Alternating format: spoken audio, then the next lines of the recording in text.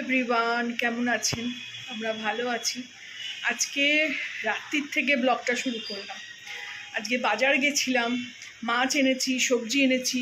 ভাবলাম একটুখানি ছোট করে ব্লগ করে আপনাদের সঙ্গে শেয়ার করি যে কী কী আনলাম, কী কী করছি। তো মাছ এনেছি, কিন্তু আজকে বেশি মাছ আনিনি, 3 রকমের মাছ এনেছি। তো চিংড়ি মাছটা যেটা এনেছি সেটা একদম ইনট্যাক্ট ঢুকিয়ে রেখে দিলাম। আজকে আর এখন ছাড়ানোর আমার এনার্জি নেই। আর 2টো মাছ কেটে নিয়ে এসেছি, সেই 2টো মাছ শুধু ছাড়িয়ে নিল। আর অনেক 2 সপ্তাহ প্রায় সবজি বাজার করে নিয়ে আসলাম। আলু, পেঁয়াজ, আদা, রসুন। এদিকে তেলটা গরম হয়ে গেছে। তো দুপুরবেলা তো খেয়ে নিয়েছি, আর আমাদের এখন তাড়াতাড়িও ডিনার হয়ে যাচ্ছে।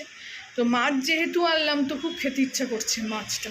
একটু ভাজা পাঙাশ মাছ খুব ভালো লাগে, খুবই ভালো লাগে। টাটকা মাছ দেয়, খুব ভালো লাগে। চলুন দেখাই কি মাছ আনলাম, কি করছি না করছি, কি সবজি আনলাম। এই 2টো পাঙাশ মাছ, এই 2টো পাঙাশ মাছ, আর এই 2টো হলো রূপচাঁদার পেটি, আর এইটা মুড়োটা হলো পাঙাশ মাছেরই মুড়ো। এই একটুখানি রাত্রিরে ভাজবো। অল্প সকালের একটু ভাত আছে, তো সেই দিয়েই একটু খাবো। আর আমাদের মোটামুটি ডিনার হয়ে গেছে, কিন্তু এটা এখন মাছ নিয়ে আসলাম বলে খেতে ইচ্ছে করছে। তো মাছটা ভাজবো। এদিকে তেলও বসিয়ে দিয়েছি, তেল গরম হয়ে গেছে, ভাজবো। আর এদিকে এই যে এত সব বাজার করে নিচ্ছি। ফুলকপি নিচ্ছি, মেয়ে বলছে অসময় ফুলকপি নিচ্ছ। আরাম, দেখতে তো ভালোই লাগছে, দেখি খেয়ে একটা। এবারে ঝিঙে নিয়েছি, কুমড়ো নিয়েছি। একটা ঝিঙে, কুমড়ো, কচুরগাঁটি দিয়ে একটা মিক্স ভেজ টাইপের বাঙালি চচ্চড়ি বলা যায়, বা মিক্স চচ্চড়ি যেটা বলা যায়, মানে কোনো শাক পাতা ছাড়া। ওইটা খেতে খুব ভালো হয়, আমার শাশুড়ির কাছ থেকে শেখা। তো ওটাও এনেছি, ওটা করবো বলেই এগুলো আনলাম। আর দেখছি এসে পাঙাশ মাছের কিছুটা তেল আছে, ওই কাঁচা এই কুমড়োটা দিয়ে খুব ভালো হবে। অল্প একটু করে কেটে পেঁয়াজ দিয়ে করবো। এদিকে একটু উচ্ছে এনেছি, এগুলো এখন আমার আর এনার্জি নেই, সব কালকে করব। 2টো উচ্ছে এনেছি। এখানে ভেন্ডি আছে, এখানে বেগুন আছে। এই সাদা বেগুনটা বেশ হালকা ভাল লাগলো। বেগুন সবসময় হালকা ভাল লাগে, তাহলে বীজ অত হয় না। একটা কপি, এখানে ঝিঙে, এখানে কুমড়ো, এখানে নিয়েছি ক্যাপসিকাম, বিনস আর লেবু। বরবটি ছিল, বরবটিগুলো দেখে না কিরম পাকা পাকা লাগছিল। তো এই তরকারিটা, যেটা মিক্স তরকারি করবো, ওটাতে বিনসই দিয়ে দেবো।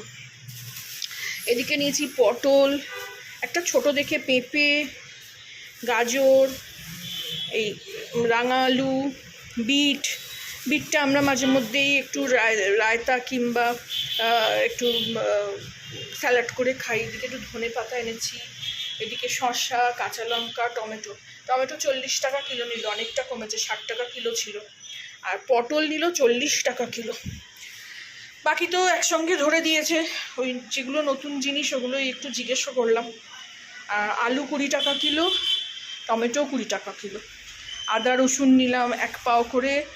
আদা হলো 1 পাও 50 টাকা, আর রসুন হলো 1 পাও 40 টাকা। তো এই সব বাজার করে নিয়ে আসলাম। বাজার করে এনে মাছটা, এই পাঙাশ মাছ আর রূপচাঁদা মাছটা ধুয়ে তুলে দিয়েছি। চিংড়ি মাছটা যখন করব তখন ছাড়িয়ে নেব।